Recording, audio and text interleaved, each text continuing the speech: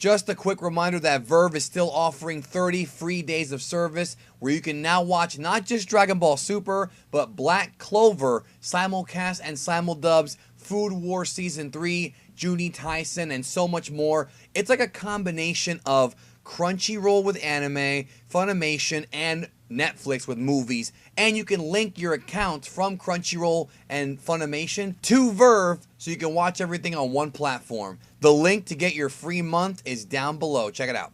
So we are 1 week removed from one of the craziest, actually no, the craziest weekend in Dragon Ball Super history when we had the special and complete madness all week pretty much, but the show must go on, and thus we're going to be talking about Dragon Ball Super episode 111 here on this video review.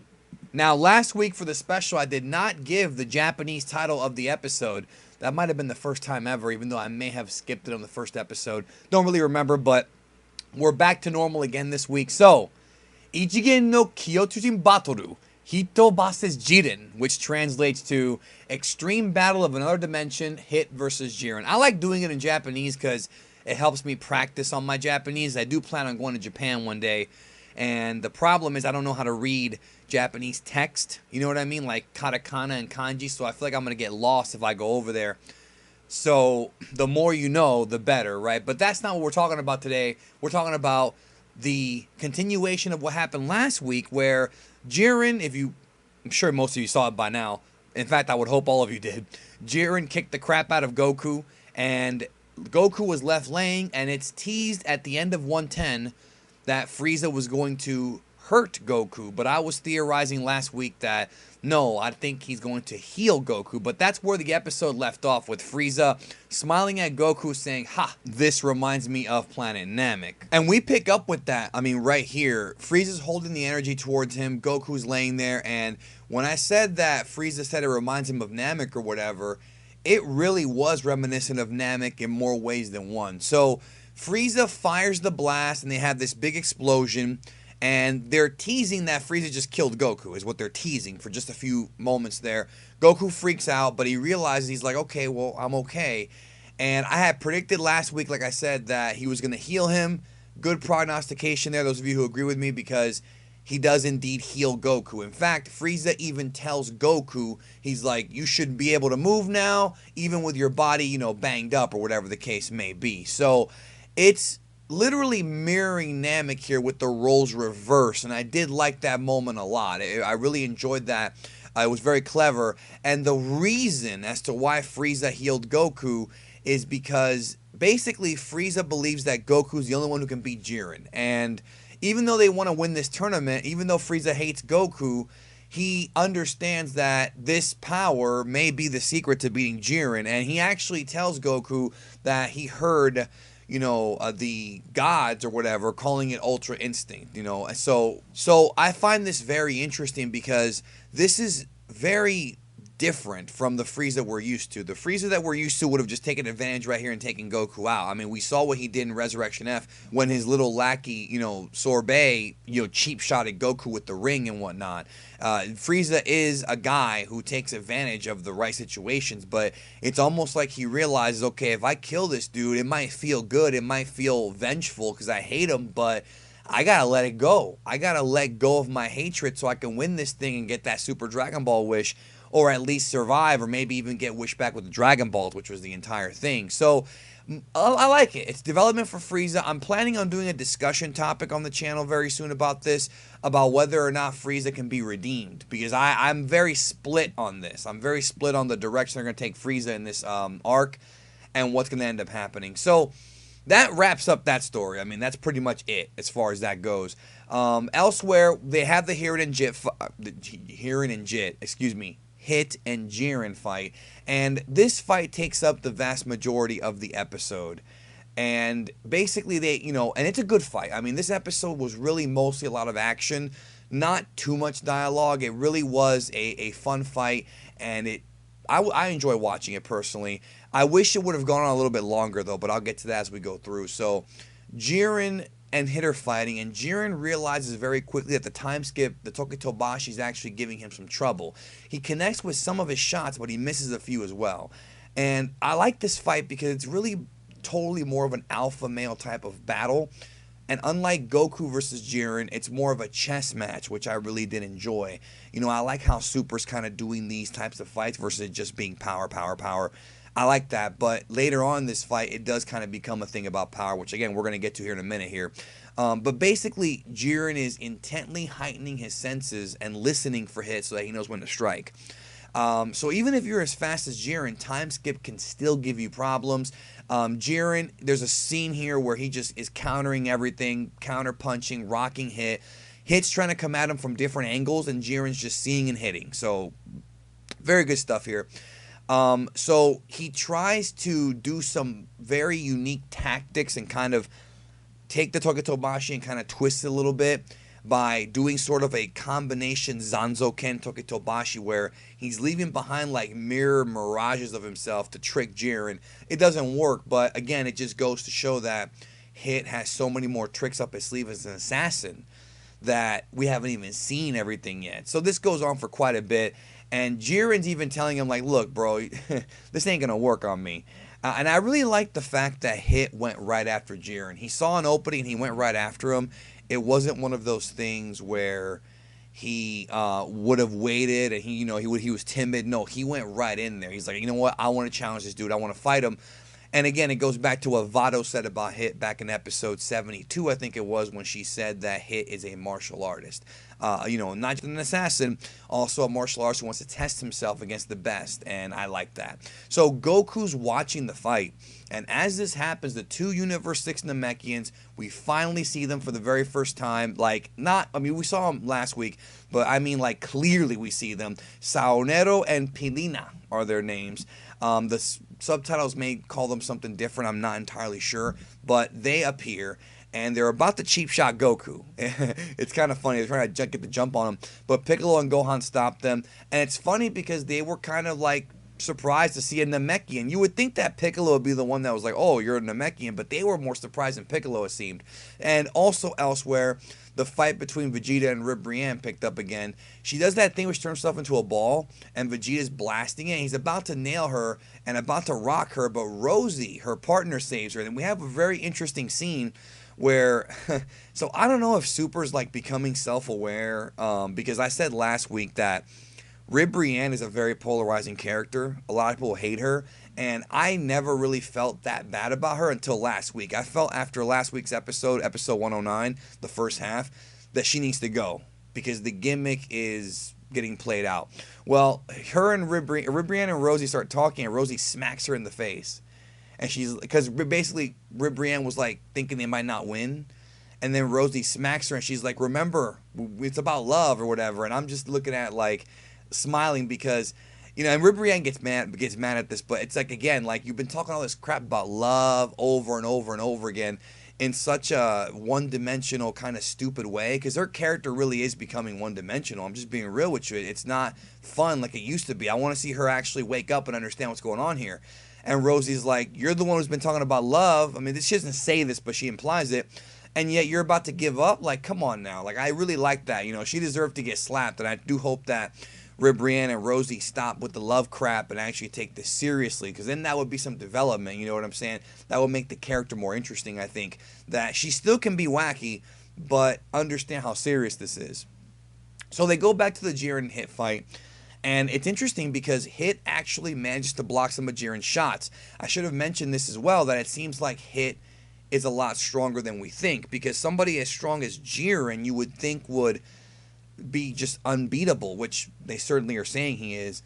But Hit managed to block him. So again, that tells me that as of right now, as of this very moment as I'm saying this, Hit probably is, probably the third or maybe even fourth strongest guy in there behind Jiren and Goku. I mean, but again, we don't know for certain, but Hit definitely is no joke.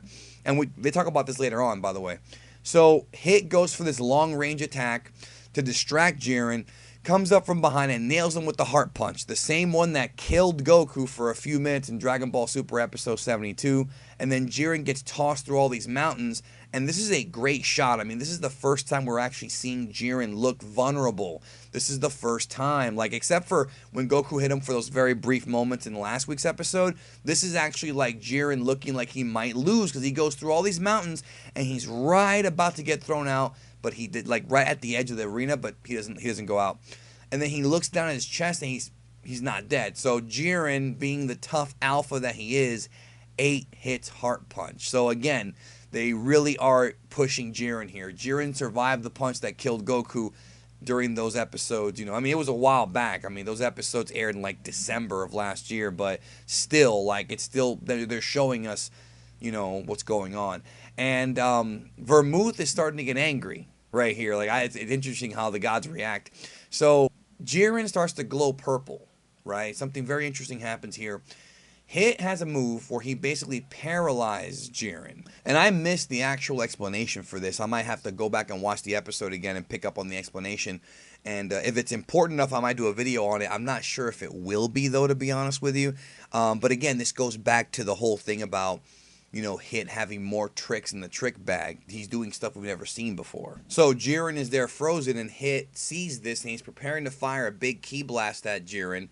And before he does, he tells Kaba, he's like, listen, I'll take care of Jiren. Go fight other people. You know, go do what you can do here for Universe 6. And so Kaba seems to have this, you know, Hit's definitely taking a leadership role here. And I like how Kaba has this sort of admiration for Hit. I don't think it's quite as strong as the one he has for Vegeta, but there's definitely a respect factor there, and without question, Hit is the captain of this damn team, which is why the results of this episode is going to be very interesting going forward. You know, they have this cool little action shot of Kaba, Caulifla, and Kale, you know, attacking people, so that was kind of cool.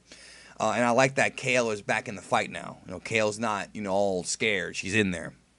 So Hit powers up this huge ki blast, and he's about to launch it, but Jiren is slowly moving, trying to break free. Slowly moving, slowly moving. Hit moves in for a big attack on Jiren, but right before he hits this attack, he puts up a barrier. Jiren puts up a barrier to block the attack. Then he uses his hand and, like, puts his hand out and, like, crushes the ki blast. Like, he literally takes Hit's, like, I suppose you can say his trump card. I'm really not sure. But he reaches out and he just squishes it with his hand. This was really cool, but also kind of freaky because, you know, what is it going to take to beat this guy? So then they start fighting again. They start swinging at each other. Really good stuff. You know, Jiren pummels Hit unmercifully. Then he does that move he did on Goku where his eyes light up and he hits him with those fast shots. Like, sorry for the sound effects, but you know what I'm saying. Nails him, fires up, and then, you know, as Hit's going down, he fires a blast very similar to the one on Kale. He even does the same pose where he, you know, fires, he picks up Hit with his energy, throws him to the edge of the, you know, arena. The blast explodes and Hit is eliminated. And that's it. And in fact, Jiren even says it's over. So again, even though I knew going into this based on spoilers what happened, it's still very shocking because we've never really seen Hit this vulnerable ever. Even when he fought Goku, you know, when he fought Goku in this the one when Goku hired him to kill him and whatnot, and the in between episodes, Hit never looked this vulnerable. You know what I mean? Ever. And you know, it really, again, it goes back to what I've been saying. I sort of prognosticated this at the beginning of the arc. I said if Jiren's going to be the new rival, they're going to have Jiren beat Hit because Hit is Goku's previous rival from earlier on in this, you know, in this series, Dragon Ball Super. But it's a very shonen type thing. It's just not even shonen. It's a lot of fiction, you know, because Sailor Moon did it too, where you have the new villain sort of cuck, for lack of a better term, the old villain. And I'm not saying that they're villains in the sense of them being bad people, but they're rivals and antagonists. You see what I'm saying?